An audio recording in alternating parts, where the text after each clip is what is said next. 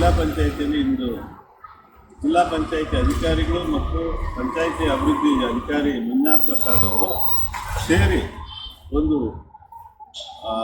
ದೊಡ್ಡ ಪ್ರಮಾಣದ ಅಕ್ರಮ ಲೇಔಟ್ ಅನುಮತಿ ನೀಡಿರೋ ವಿಚಾರದಲ್ಲಿ ಅವನೊಬ್ಬ ಕ್ರಿಮಿನಲ್ ಕೇಸ್ ದಾಖಲಾದ ವ್ಯಕ್ತಿನ ಮತ್ತೆ ಪುನಃ ಅಲ್ಲಿಗೆ ಕೊಟ್ಟಿರೋ ವಿಷಯವಾಗಿ ನಿಮ್ಮ ಮುಂದೆ ಬರ್ತಾ ಇದ್ದೀನಿ. ಸಾರ್ವಜನಿಕ Kondarajanahalli survey number 46/1 C ನಾರಾಯಣಸ್ವಾಮಿಯವರು layout ಅಪ್ರೂವಲ್ಗಾಗಿ ಒಬ್ಬ ಜಿಲ್ಲಾಧಿಕಾರಿಗಳ ಕಚೇರಿಗೆ ಅನುಮತಿ ಪಡೆದಿದ್ದಾರೆ ಅಕ್ರಮ್ ಪಾಷಾ ಅವರಿಂದ.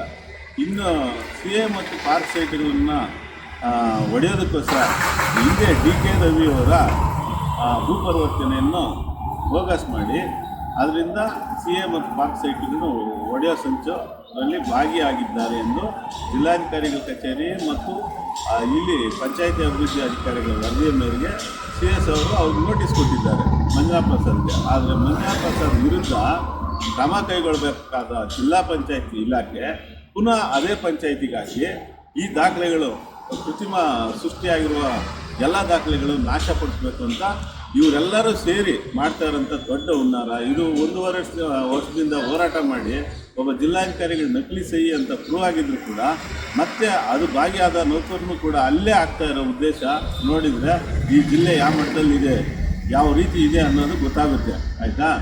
ದಯವಿಟ್ಟು ಈಗ ಈ ಮುಖ್ಯ ಕಾರ್ಯನಿರ್ವಹಣಾಧಿಕಾರಿಗಳು, ಉಪ ಕಾರ್ಯದರ್ಶಿಗಳು, ಒಬ್ಬ ತಾಲೂಕಿಗೆ ಟೈಗರ್ ಅಂತ ಶಾಸಕರಿಂದ ಕರೆಸ್ಕೊಳ್ವ ಮಂಜುನಾಥ್ ಎಲ್ಲ ಯಾವ ಮಟ್ಟದಲ್ಲಿದ್ದಾರೆ ಅಂದರೆ ಇಂಥ ನೌಕರನ್ನ ಅಲ್ಲಿ ಹಾಕಿದ ಮೇಲೆ ಇವರು ಅನ್ನೋದೇ ದೊಡ್ಡ ಪ್ರಶ್ನೆ ಆಗಿದೆ. ಸಾರ್ವಜನಿಕರೇ, ಈ ರೀತಿ ನಕಲಿ ದಾಖಲೆಗಳು ನಕಲಿ ಇರೋವಂಥ ಆರೋಪ ಹೊತ್ತಿರೋ ಅಧಿಕಾರಿಗಳನ್ನ ಹಾಕಿದ್ದಾರೆ ಅಂದರೆ ಜಿಲ್ಲಾಡಳಿತ ಯಾವ ವ್ಯವಸ್ಥೆಯಲ್ಲಿದೆ ಅಂತ ಯೋಚಿಸಿ ಅಂತ ಈ ಮೂಲಕ ನಾನು ಸಾರ್ವಜನಿಕರಲ್ಲಿ ಹೇಳ್ತಾ ಇದ್ದೀನಿ.